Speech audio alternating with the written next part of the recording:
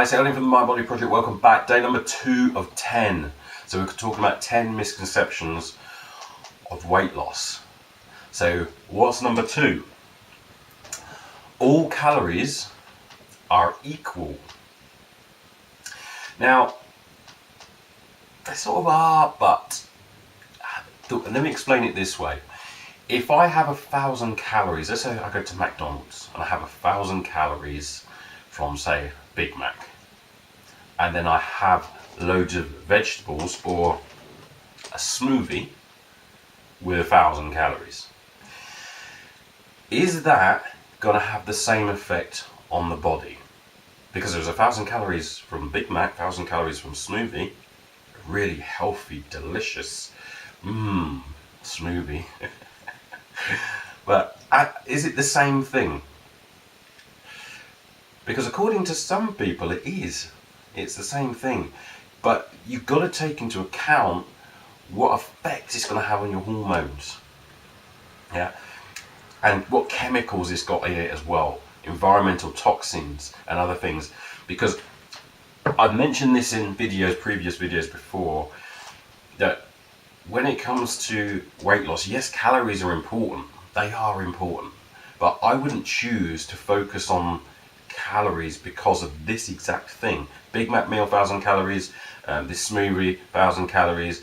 But I know mentally, as a mind-body thing, I can operate far better with more energy with the smoothie, and far less. I'll have brain fog, I'll feel bad, I'll feel terrible, as I said, and it probably won't even fill me up that much.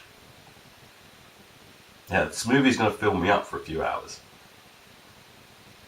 So the other thing as well you've got to take into account is inflammation, which is a big issue regarding weight loss. One of the things that stops people from losing weight is inflammation.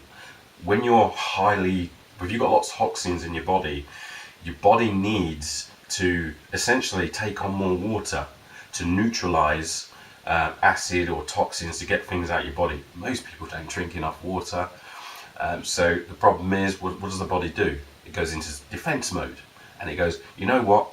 We have to store more fat, because we have to store more fat to get more water on board, so we can neutralize the acid and the toxins, or keep them away from the bloodstream. So that's what's going to happen. So therefore, even though the calories are the same, calories are the same, they're going to have vastly different things what's going to be happening on the body. Yeah, you can actually test this with your own body, rather than, because this is another thing where you hear it and you go, it sounds logical, but here's something you can go and test, because I've tested this with my own body, and then I've got other people to test it with their bodies as well. So whatever you normally eat, loads of crap, or whatever things you eat for Christmas, whatever, eat that, and then stop that and go on a detox and eat. You can still eat the loads of foods, but just cut out things like sugar, cut out anything inflammatory, so gluten, things like that. Cut out dairy products, cut out meat. Do that for a week and flood the body with stuff like this and see what happens, because you are going to operate completely differently. So not only is this going to be better for weight loss, because your body doesn't have to then store fat to get rid of all these toxins and help the body with inflammation, you're actually going to feel better mentally as well, because you have all the nutrients that your body needs to actually operate properly, so therefore you can think properly. So that is why I don't get people to look at calories, because you don't need to do that. You don't need to sit there on a phone and go, right, how many calories have I got? Okay, I've got this app for calories. That's just, if you're doing that, you're missing out on all the other things that are, for me, more important, not only to the weight loss, but to your actual health. There's no point in doing things if you're going to feel bad. Remember what I said in the last video, look good and feel good. So you want to do them both. The feel good part is what people miss off. If you're just focusing on calories, you're probably not going to be feeling very good. If you're not feeling good, you're not going to do it for very long, and then you're going to be back to square one. And then your association of weight loss, or how you think about your feeling towards weight loss, is going to be one of, I hated that process. I don't really want to do it.